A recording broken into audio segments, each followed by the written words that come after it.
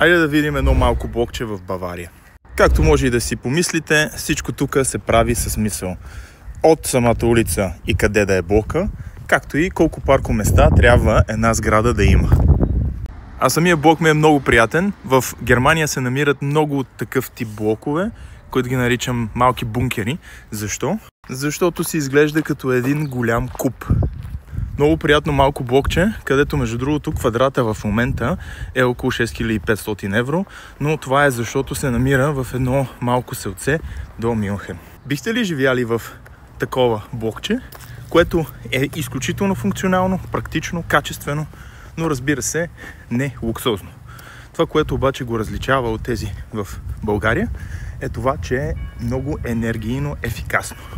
Нещо, което ще става все по-важно в нашата страна.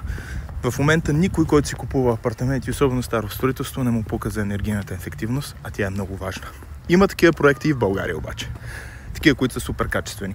И скоро ще ви разкажа за тях.